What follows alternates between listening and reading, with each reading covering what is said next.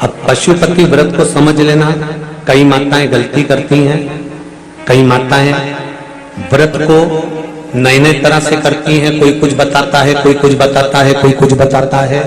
उस व्रत को आप समझ लीजिए, पशुपति व्रत।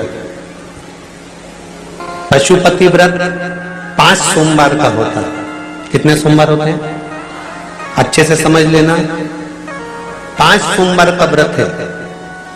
आज अष्टमी का दिन आप लोग अच्छे से समझ लोगे तो आपको फिर कोई ये नहीं होगा कि मैंने व्रत करा और मेरा काम क्यों नहीं हुआ। उसमें अपने को अपनी गलती छांटना है कि गलती कहां हो गई। पशुपति व्रत 5 सोमवार का होता है। बीच में किसी सोमवार पर यदि एकादशी पड़ जाए या कोई तीज पड़ गई या कोई त्योहार पड़ गया, कोई नवरात्रि का व्रत कर रहे हो या कोई त्योहार का व्रत कर रहे हो या कोई तिथि का व्रत कर रहे हो और उस दिन सोमवार पड़ गया, अब आपने विचार करा कि मेरा पशुपति का भी व्रत है और साथ में तीज का भी व्रत है, तो कौन सा व्रत करूं मैं। तो उस समय पर आपको पशुपति व्रत छोड़ देना चाहिए। फिर आप तीज का व्रत कर लो, या चतुर्थी का करती हो तो चतुर्थी का करो, छठ का करती हो तो छठ का करो, नवरात्र के व्रत करती हो तो नवरात्र के करो। 5 व्रत पशुपति होते हैं। व्रत करने के लिए जब आप निश्चित करें कि मुझे इस सोमवार से पशुपतिनाथ के व्रत करना है, जीजियों भाइयों ध्यान रखना, उस दिन सुबह स्नान करने के बाद में बड़े प्रेम से पूजन की थाली लगा लो। उसमें चंदन, अबीर, गुलाल, जो भी आप रखना चाहें, रौली, चावल, मूली, जनेऊ, पंचामृत, चाहो तो अलग अलग ले जाओ, चाहो तो एक साथ मिलाकर ले जाओ। भगवान शंकर की पूजन करो सुबह के समय पर और शिव जी का पूजन कर कर आराधना कर कर भगवान शंकर से प्रार्थना करो, हे शिव जी, हे ओगरदानी, हे त्रिकालदर्शी, हे कैलाशी, अविनाशी, आज से मैंने पशुपति व्रत प्रारंभ करे। बाबा मेरा ये व्रत इस कार्य के लिए मैं कर रही हूं, आप स्वीकार करना, बाबा को निवेदन करना। पूजन का सामान थाली में उतना लेकर जाना कि सुबह भी काम आ जाए और शाम को भी काम आ जाए। अलग से पूजन का साहित्य में शाम को अलग से नहीं रखना, थाली में उतना ही रख के ले जाओ जितना सुबह भी काम आए और शाम को भी काम आए। बाबा को निवेदन कर कर पूजा की थाली वापस ले आओ। शाम के समय पर घर में मीठा बनाओ, 6 दिए रखो थाली के अंदर घी के, और दिए रखकर मीठा ले जाकर मंदिर में पूजन करो। शाम को स्नान कराने की जरूरत नहीं, पंचामृत स्नान की जरूरत नहीं है। शाम को तो केवल जल का छींटा दे दो, पंचामृत का छींटा दे दो, बाबा की पूजन करो। पूजन कर कर प्रसाद के पहले 3 हिस्से करो। 3 हिस्से करने के बाद फिर आप दिया लगाइए। फिर बाबा को कितने दिए लगाना है? जम के बोलो, 5 दिए लगाना है आपको शंकर भगवान को। 5 दिए लगाइए, एक एक दिया जलाते जाएं और शंकर भगवान से पहले सोमवार को दिया जलाते समय अपने हृदय की बात कहते जाएं। 5 दिए पूरे हो जाएं। छठा दिया जलाना नहीं है, उसको थाली में वापस रख लेना। दिए को थाली से नीचे उतारना जरूर। कौन से दिए को? जम के बोलो जरा। छठे दिए को मंदिर में उतारना जरूर और फिर वापस थाली में रख लेना है। प्रसाद 2 हिस्से मंदिर में छोड़ना है, 1 हिस्सा थाली में रख के ले आना है। पूजन कर कर बाबा को निवेदन कर कर वापिस आइए।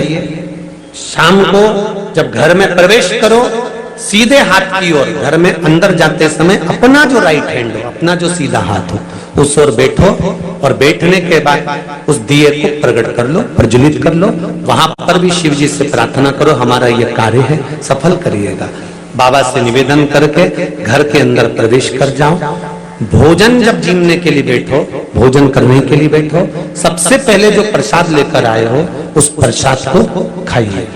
जो प्रसाद आप लेकर आए उस प्रसाद में से किसी को नहीं देना है, आपको अकेले खाना। उतना ही प्रसाद लेकर जाना जितना खब जाए, छोड़ना भी नहीं। सबसे पहले प्रसाद खाइए, उसके बाद में भोजन करिए।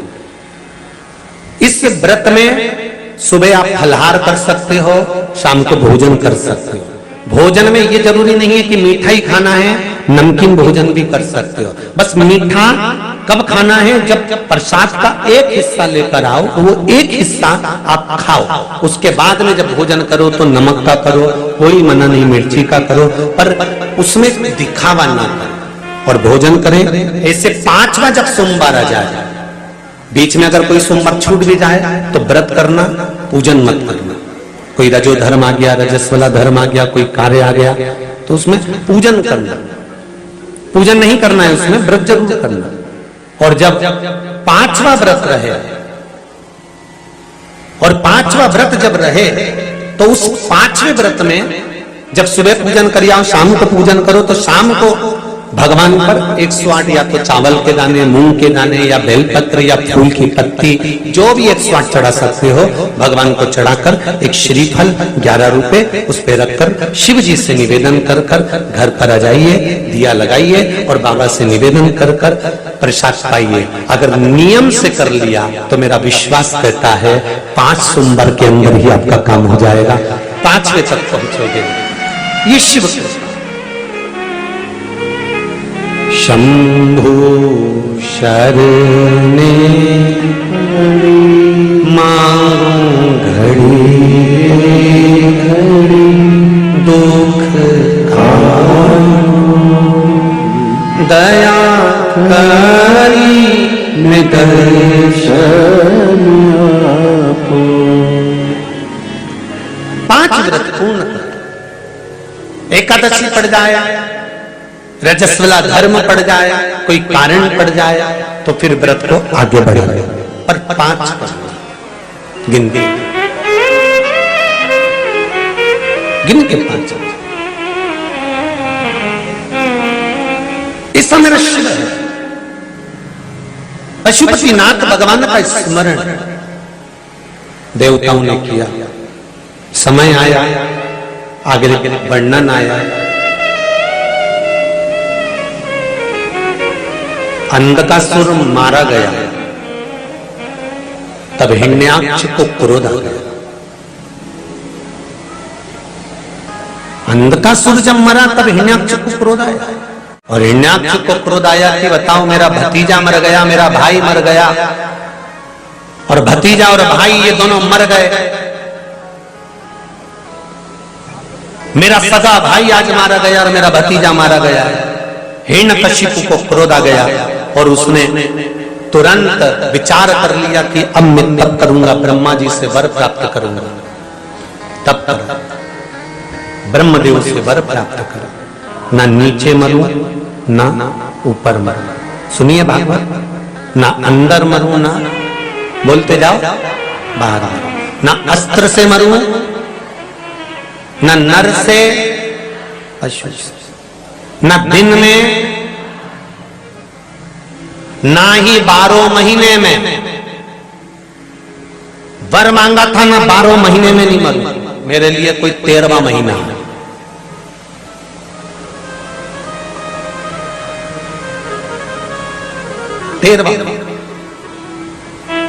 ब्रह्मा जी ने कह दिया तथास्तु, और हुआ वही। आया घर, धर्मपत्नी नहीं थी, कहां गई? इंद्र ले गए। इंद्र क्या गए तो देवऋषि नारद ले गए। नारद जी क्या, इंद्र जिस नारी को लेकर आए थे हिरण्यकशिपु की पत्नी को, वो पत्नी देवऋषि नारद की गर्भित थी, और गर्भित नारी को देवऋषि नारद ने जो ज्ञान प्रदान करा, उस ज्ञान के बल से गर्भ से जो संतान उत्पन्न हुई, उसने जन्म लेते से ही भगवान के नाम का आह्लाद करा, उसी का नाम प्रहलाद हो गया। वो प्रहलाद प्रकट।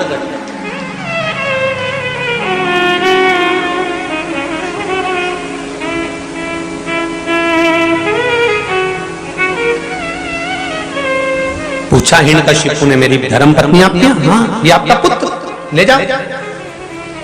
गुरु का काम केवल इतना ही है, एक सतगुरु का काम संस्कार देने का है, राष्ट्र को संवारने का है, संस्कृति की ओर लेकर जाने का है। सभ्यता की ओर लेकर जाने का है। गलत मार्ग पर अगर कोई चल रहा है तो उसको सतमार्ग बताने का है। गुरु सतमार्ग की ओर लेकर जाता और वो किया। देव ऋषि नारद ने गर्भस्थ बालक को जो ज्ञान दिया है उसके बराबर कोई ज्ञान नहीं दे सकता। और हमारे यहां भी शास्त्र कहता है गर्भ का ज्ञान प्रथम ज्ञान होता है। अभिमन्यु का चरित्र भी कहता है माता के गर्भ में बैठकर चक्रव्यूह में प्रवेश करना सीख गया था। मां सो गई तो चक्रव्यूह से बाहर निकलना भूल गया था, क्योंकि मां सो गई। और आपसे भी निवेदन है मेरी भारत माता की माताओं से, जितनी माताएं इस पावन शिव महापुराण की कथा को सुन रही हैं, चाहे आस्था चैनल पर, चाहे फेसबुक यूट्यूब पर, और चाहे इस पावन रायसेन के पावन प्रांगण में, आपसे भी निवेदन करना चाहूंगा कि बच्चों को ज्ञान दीजिए, संस्कार दीजिए और उसको हमारे सनातन धर्म के बारे में बताना प्रारंभ करिए, नहीं तो आने वाली पीढ़ी रोना चालू कर देगी। उसको संवारने की जवाबदारी आपकी है, उसको सुधारने की जवाबदारी आपकी है।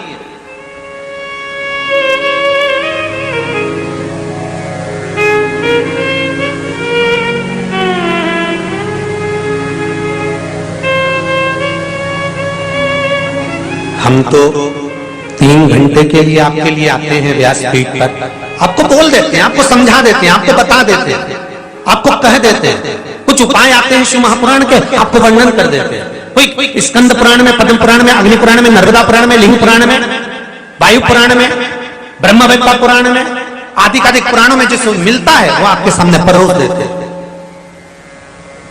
पर जवाबदारी आपकी है, आप उसमें से कितना ग्रहण कर रहे हैं और कितना ग्रहण कर संसार को दे रहे हैं, अपने परिवार को, अपने कुटुंब को, अपने बच्चों को दे रहे हैं। ये जवाबदारी आपकी है।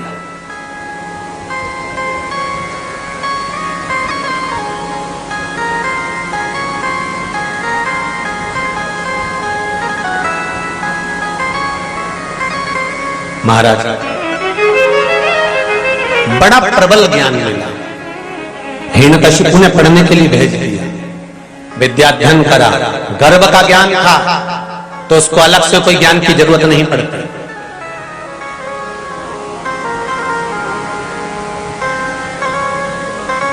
जब गर्भ में संतान होती है तो पहले की बुजुर्ग माताएं कहती थी रामायण पढ़ो, गीता पढ़ो, शिव पुराण पढ़ो,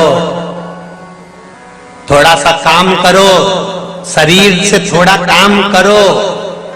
आज के जमाने में तो डॉक्टर कह देते हैं बेड रेस्ट, केवल पड़ी रहो और व्हाट्सएप चलाती रहो।